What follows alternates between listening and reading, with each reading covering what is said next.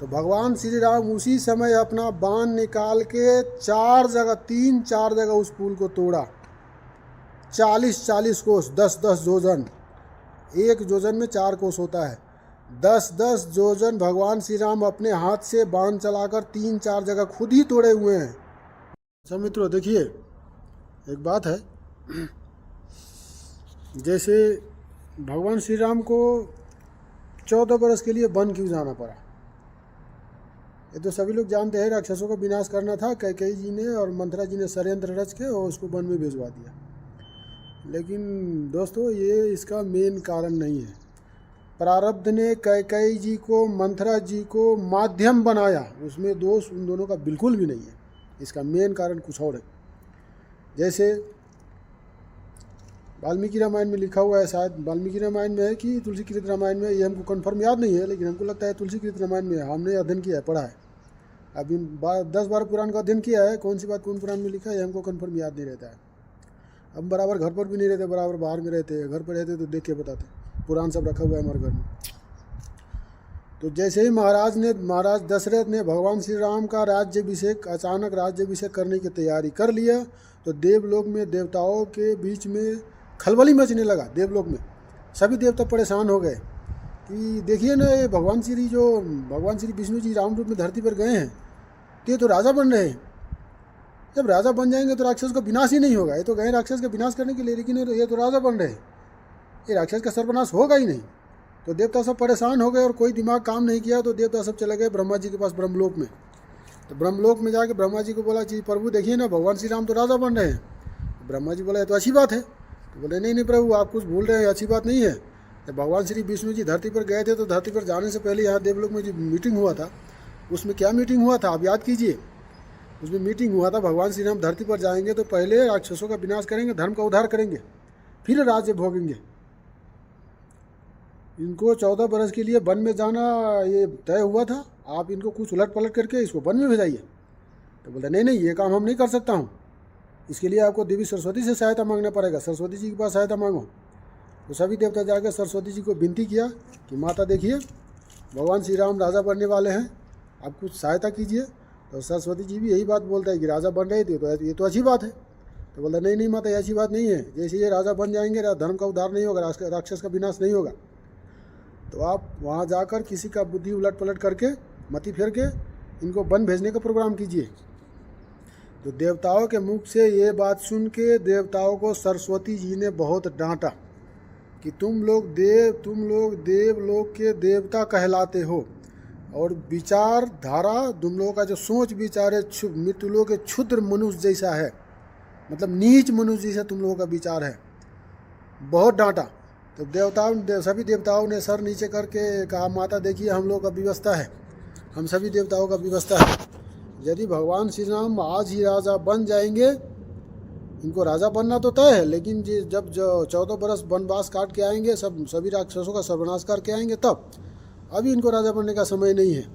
आप किसी भी तरह इस व्यवस्था को पलट के इनको वन भिजवाइए। तो सरस्वती जी बोला देखो, हम तुम लोगों की इस बात से सहमत नहीं हैं, लेकिन तुम लोग जो विनती करते हो तो चलो हम कोशिश करते हैं। तो उन्हीं देवताओं के आग्रह पर सरस्वती जी अयोध्या जी में जाके, महल में जाके सबको देखने लगा कि किसका मति बदलना है। तब कुछ समझ में नहीं आने पर एक मंत्रा ही दिखा जिसका मति वो फेर सकते थे, प्रारब्ध के अनुसार, वो पहले से तय था। तो अब जैसे उसमें लिखा है तुलसीकृत रामायण में लिखा है कि सरस्वती जी अबजस का मोटरी मंथरा के सर पे रख के वहाँ से चले गए। फिर उसके बाद मंथरा के विचारधारा बदलने लगा, छल कपट आने लगा कि भरत राजा क्यों नहीं बनेंगे, राम जी क्यों राजा बनेंगे, ऐसा विचार आने लगा। तो उसके सोचावट में आया कि जाके कैकेयी को बताना चाहिए ये बात। तब जाके वो अपनी हिसाब से कैकेयी की मति में बदलाव करके भगवान श्री राम को 14 बरस के लिए वन में भिजवा दिया। ये है उसका मेन कारण। इसमें कैकेयी जी और मंथरा जी का बिल्कुल कोई दोष नहीं है, सिर्फ माध्यम बनाया गया प्रारब्ध के द्वारा। अच्छा दोस्तों, एक बात और बताता हूँ। जैसे जब राम जी को धरती पर आने से पहले देवलोक में मीटिंग हुआ था, तो उस समय ये भी मीटिंग हुआ था कि जितने भी देवलोकवासी हैं सब अपने अपने अंश को धरती पर भेजेंगे। तो अयोध्या जी में जितने भी मतलब व्यक्ति थे, मनुष्य, वो सब देवलोक के किसी देवता के अंश थे। यहाँ तक कि जहाँ जहाँ वन में वो जाते थे, वन में जो बंदर जाति के जो जिसको आप बानर कहते हो, वो बंदर नहीं था, वो मनुष्य ही था। वो सभी जितने भी बानर जाति के लोग थे वो सब वो मनुष्य था। यक्ष, किन्नर, गंधर्व देवलोक के देवताओं का अंश था। भगवान श्री राम के कार्यकाल तक वो धरती पर आया था भगवान श्री राम की सहायता करने के लिए। वो कोई बंदर या भालू नहीं था, वो कोई बंदर या भालू नहीं था, वो वन में रहने वाला नर ही था। यानी कि बंदर वन में रहने वाला वो मानव था। उनको गांव देहात से कोई मतलब नहीं होता था, वो वन में ही रहते थे। और बानर जाति के जो लोग थे वो मनुष्य जैसा ही थे। हाँ, बानर जाति के होने के कारण बंदर जैसा उसका आचरण था। और वो जो मानव आया था बंदर जाति का लोग जो वन में रहते थे, वो भगवान श्री राम के कार्यकाल तक ही धरती पर रहे। और भगवान श्री राम की सहायता करने के लिए भगवान श्री राम जब तक धरती पर रहेंगे तभी तक वो धरती पर रहेंगे।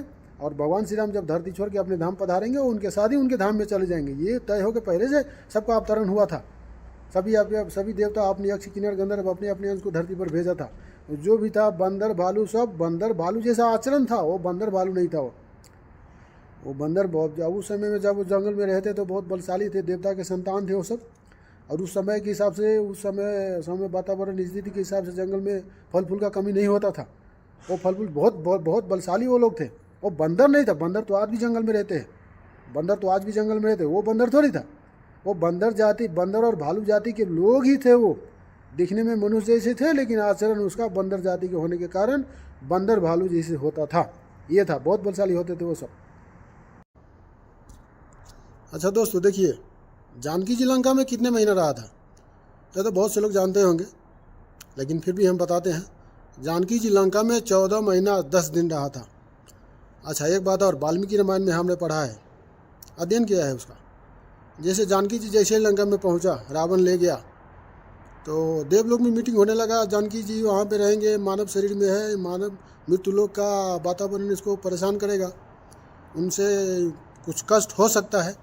तो ब्रह्मा जी के आदेश अनुसार इंद्र जी को भी इंद्र देवताओं का जो राजा, देवता का जो राजा इंद्र जी, वो देवराज इंद्र को धरती पर भेजा। और दैविक कुछ आहार लेके, मतलब दैविक कुछ भोजन लेके, जो देवताओं का भोजन होता है, जिसको हविष कहते हैं, देवता लोग हविष कहते हैं, वो था कि वो दैविक दूध से बना हुआ खीर था। वो इंद्र महाराज ले आके धरती पर रात्रि में जब लंकावासी पूरा सोए होते हैं, तो इंद्र महाराज अर्धरात्रि में या आधी रात बीतने के बाद आते हैं, और जो दैविक प्रसाद होता है, दैविक दूध से बना हुआ खीर जानकी जी को देता है कि माता आप ये ग्रहण कर लीजिए, आप इस समय मृत्युलोक में हैं, आप ये ग्रहण कर लीजिएगा तो 1000 बरस तक आपको भूख प्यास नहीं सताएगा। तो जानकी जी ने उस देवराज इंद्र को दिया हुआ जो प्रसाद था, दैविक आहार खीर, उसको ग्रहण कर लिया था। इसके बाद जानकी जी का भूख प्यास का जो समस्या था वो समाप्त हो गया। अच्छा दोस्तों एक बात और, अच्छा राम जी केवल 14 बरस के लिए क्यों बन गए थे? 12 बरस या 15 बरस के लिए क्यों नहीं? 14 बरस से अधिक भी तो हो सकता था, लेकिन कई ने 14 बरस का ही वनवास क्यों मांगा? क्योंकि इसका कई रीज़न है दोस्तों। एक रीज़न तो ये है कि जिस समय भगवान राम बन गए, उस समय से रावण को सिर्फ 14 बरस ही जीवित काल था, लिखा था। और इसके बाद में मतलब उस दिन से रावण को 14 बरस ही जीना था, उसकी आयु उतनी ही थी। इसका जो सबसे मेन और पहला कारण है कि भगवान श्री राम जब धरती पर थे, तो उस समय के वातावरण के हिसाब से जो व्यक्ति 14 बरस राजगद्दी संभाल लेता था, वो गद्दी हमेशा के लिए उसी का हो जाता था। ये है इसका मेन कारण। अच्छा दोस्तों देखिए, जब जानकी जी का हरण हुआ था, जब वो क्या बोलते हैं कि वो सुपर्णखा आई थी राम के कुटिया में, सुपर्णखा वाला जो घटना हुआ था, उस समय में सुपर्णखा का उम्र क्या था? क्या वो जवान था? नवयुवती थी? नहीं, वो नवयुवती नहीं थी। वाल्मीकि रामायण में लिखा हुआ है, एक जगह ये प्रसंग आता है कि जब वो राम रावण का युद्ध होता है, लंका के सारे जनता मारे जाते हैं, फिर केवल रावण ही बच जाता है। तो लंका के जो कुछ महिलाएं होती है, एक जगह बैठ के कुछ महिलाएं आपस में बातें करती रहती है। लंका जो सुपर्णखा है वो सड़क से जाता रहता है, उसको देख के बातें करती है। ये शूर्पणखा तो सारे लंका वासियों को खा गई है। ये इसके सर के बाल पके हुए हैं, इसका जो पेट है निकला हुआ है, गाल धंस गया है, इसका जो बदन का चमड़ा है सिकुड़ गया है, वृद्ध हो गई है।